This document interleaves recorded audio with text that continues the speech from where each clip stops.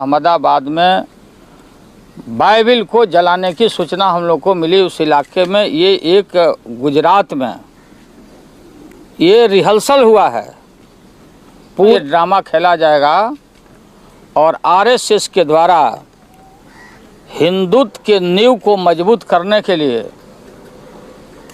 चारों तरफ माइनॉरिटी और क्रिश्चियन पर हमले करने की पूरी इन लोगों की तैयारी है। वही नहीं, हर इंसान को छूट है। क्रिश्चियन कम्युनिटी ने शिक्षा के क्षेत्र में, अच्छा इंसान बनाने के क्षेत्र में और 100% लिटरेसी के मामले में सराहनीय काम किया है। टू जीएस न्यूज़ तक मैं आप सभी का बहुत बहुत स्वागत करता हूं। मैं मानचंद भारती आज बात करने वाला हूं लालू प्रसाद यादव के बारे में। हालांकि ये बिहार के हैं और इनकी जो पत्नी हैं राबड़ी देवी, काफ़ी ज़्यादा ये पॉपुलर थे। आज से 2014 के पहले 2006, 2005, 2001, 96, तो उसके बाद 2010, 11, 12 तक रहे हैं। तो इनके कार्यकाल में हम देखते हैं, आज ये भले ही कोई पहले की वीडियो है, आज ही भले आपने जो वीडियो में देखा कि लालू प्रसाद यादव कह रहे हैं कि हमें बाइबल की जलाने की सूचना मिली। उसमें हमने देखा और समझा कि गुजरात में पता नहीं क्या क्या बता रहे थे।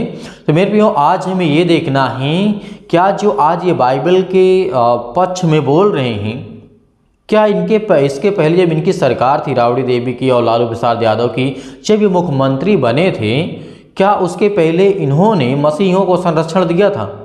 क्या उनको संभाला था? क्या उनके परिवार वालों को इन्होंने सताया था? सताया था मेरे प्रियो। चाहे वो कांग्रेस हो, चाहे वो बीजेपी हो, चाहे वो आरजेडी हो, चाहे भी कोई भी दल हो मेरे प्रियो, कोई चाहे सपा हो, चाहे बसपा हो, इनमें मसीह भाई बहनों को बहुत सताया गया है। आवाज़ का इतिहास नहीं, सदियों से सताया गया मेरे प्यो।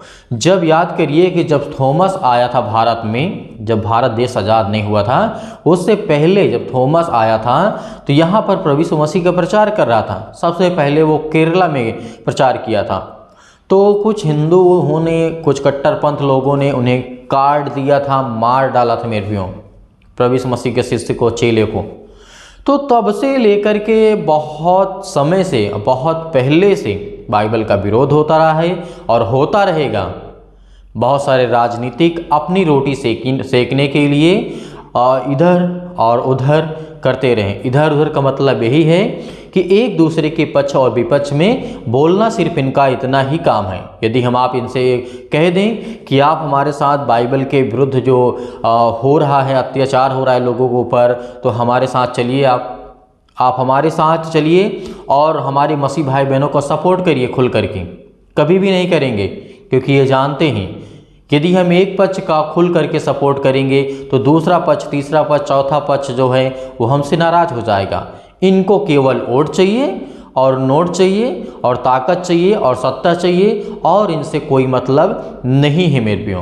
तो हमें ये जानना है कि हमें खुद अपने आप को मजबूत करना है, शिक्षित होना है, पढ़ना है, लिखना है, मजबूत होना है। हर तरीके से आपको अपने बच्चों को संभाल के पढ़ाना है, क्योंकि पढ़ाई ही परमेश्वर का वचन कहता है मेरे प्रियो, जिसके जीवन में ज्ञान और बुद्धि और समझ है वो अपने जीवन को बेहतर करेगा और दूसरों के जीवन को बेहतर करेगा। क्योंकि परमेश्वर यही चाहता है कि यदि आज एक व्यक्ति परमेश्वर के वचन के द्वारा कुछ सीख पाया है, कुछ समझ पाया है, कुछ सीख पाया है, कुछ समझ पाया, उसके पास ज्ञान है, बुद्धि है, समझ है, तो वो लाखों लोगों को, हजारों लोगों को वो बता सके, सुना सके, ताकि हम परमेश्वर की जो महिमा है उसको, जो रोकते हैं उसको हम रोक सकें। क्योंकि परमेश्वर का वचन कहता है मेरे प्रियो, हमें याद रखना है कि कोई भी पार्टी आ जाए, क्यों ना आ जाए, कभी भी संरक्षण या फिर मसीह के हित में कोई भी काम नहीं किया जा सकता है,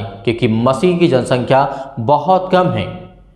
भारत देश की मैं बात करता हूं कि मसीह भाई बहनों की जो जनसंख्या है वो कम है। गिनती में मानने वाले तो बहुत हैं, अरबों में, मिलियन में हैं, लेकिन करोड़ों में हैं, लेकिन मानने वाले बहुत सारे हैं, लेकिन गिनती में, काउंट जो किए जाते हैं ईसाई धर्म में, वो बहुत छोटे लेवल पे आते हैं, मतलब बहुत छोटी संख्या में गिनती होती है उनकी, इसीलिए इन लोगों को इग्नोर कर दिया जाता है।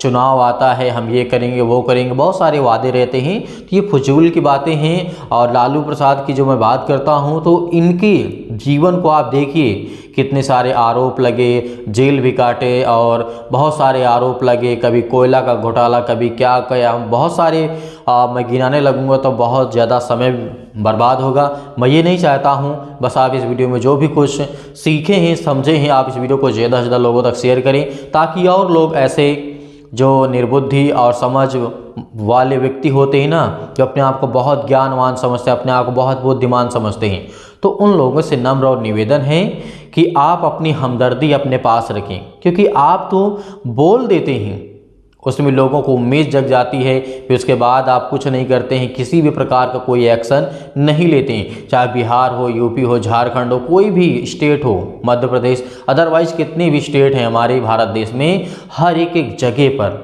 प्रभु यीशु मसीह के वचन के लोगों को और परमेश्वर के वचन से नफरत करते हैं लोग, क्योंकि वो नहीं चाहते हैं कि परमेश्वर का सुसमाचार पूरे भारत देश से फैले, और ये फैलेगा, पूरे धरती के लोग प्रभु यीशु मसीह के सामने घुटने को टेकेंगे। परमेश्वर आपके परिवार को आशीषित करे। God bless you all of you. Thank you.